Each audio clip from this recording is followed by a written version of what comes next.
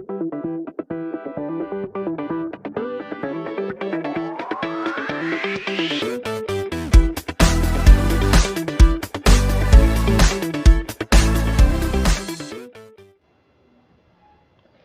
guys, welcome to ChemFact. Today we are going to talk about boron hydrides. This is a gigantic topic and I will have only a little bit of chance to scratch a little on the surface. So without wasting any time, let's go to our main topic. The study of boron hydride is one of the oldest part of modern inorganic chemistry. In modern times, the examination of neutral boron hydrides, the hydroborate anions, and the carborane remain one of the interesting areas, not only because of the unique chemistry of these compounds, but also because of their structural features. It was German chemist Alfred Stock who first considered taking up the study of boron chemistry. And it is noteworthy to mention that the vacuum techniques that we use in our modern laboratories are mainly developed by Alfred Stock. The simplest of all boron hydrides is B2H6, that is the diboron, and from the name diboron we can tell it is a dimer, and it is a dimer of BH3 unit. In BH3, the boron is electronically deficient. So, to overcome the electron deficiency, it forms two 3-centered 2-electron BHB bridge bond.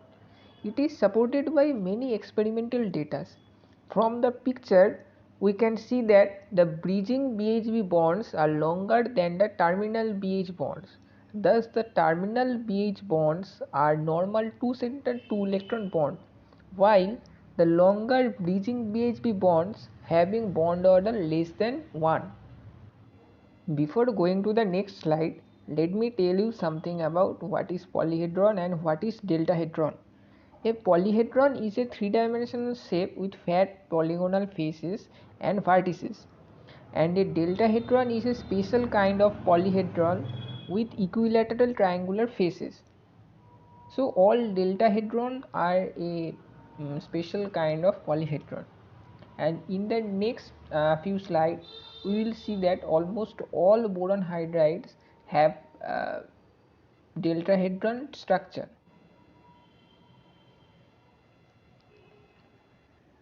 The boron hydride can be classified according to structure and stoichiometry in 5 series, and those are closoborans, nidoborans, arachnoborans, hypoborans, and conjunctoborans.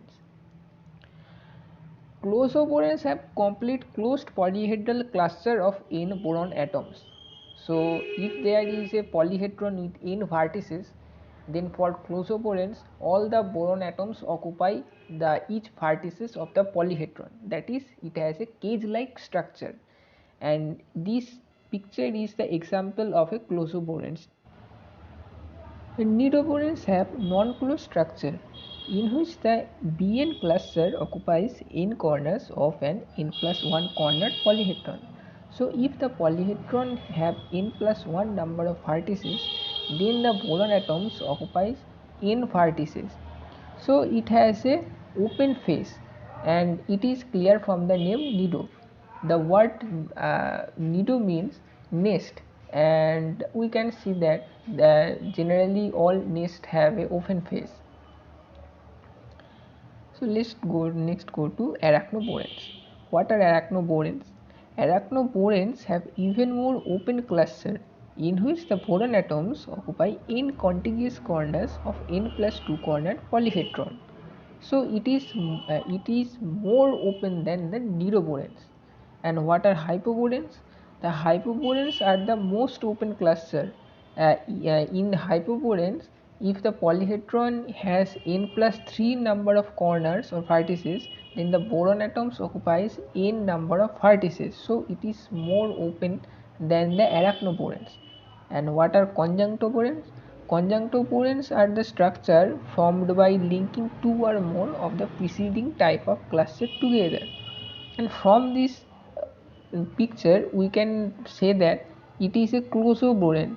As it has a closed structure, the total number of vertices of the polyhedron is equal to the total number of boron atoms.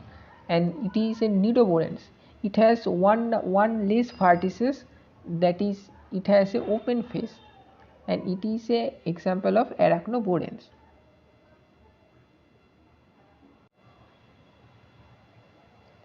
Here are some characteristic features of closoborans. So let's see it.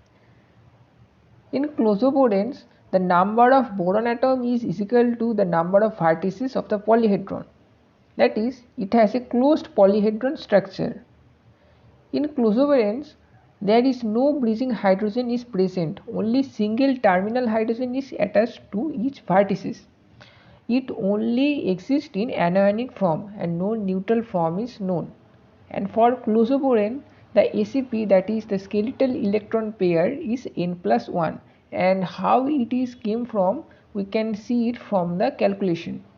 For BnHn2 minus, that is a closoboran, the total number of valence electron is 4n plus 2, and the number of electron used in formation of n number of BH bond is 2n, and the number of electron used in skeletal formation is 4n plus 2 minus 2n, that is 2 into n plus 1 number of electrons, that is n plus 1 number of electron pairs.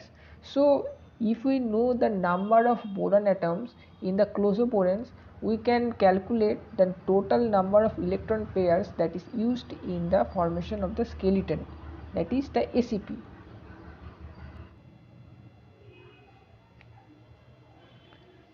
The nidoborans have general formula BnHn plus 4, and for nidoborans the number of boron atom is equal to 1 less than the number of vertices of n plus 1 polyhedron.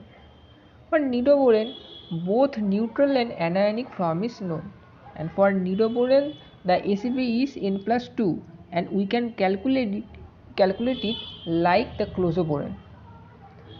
For arachnoboran, the formula is BnHn plus 6, and the number of boron atom is equal to 2 less than the number of vertices of n plus 2 polyhedron.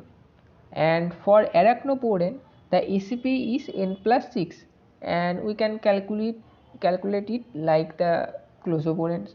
And for arachnoborans, both neutral and anionic form is known, but only for closoborans the anionic form is known, there is no neutral form.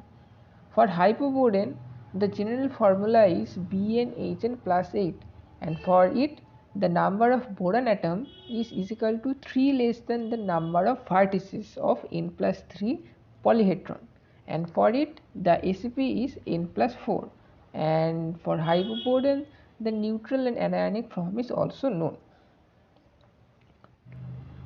Up to this point, we have seen various kind of boron hydrides based upon their structure like nido, arachno, closo, hypo, conjuncto, etc.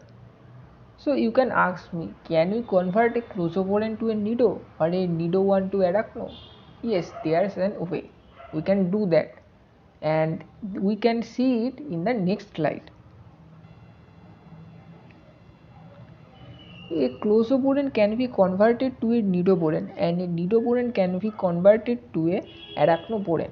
So we can do it by removing the most highly connected vertex of a closo framework, generate the related nido framework, and the arachno framework is generated by removing the most highly connected vertex in open phase. Remember it well, the open phase of related nido framework. From this diagram we can explain this. It is a closed structure, and if we remove a BH2 plus unit from it, we can have this in nido framework. It has a open phase, and if we remove another BH2 plus unit, we can have this. It is a arachno framework. So from this diagram we can see that we can interconvert the closo to nido and nido to arachnoborans by removing the BH2 plus unit.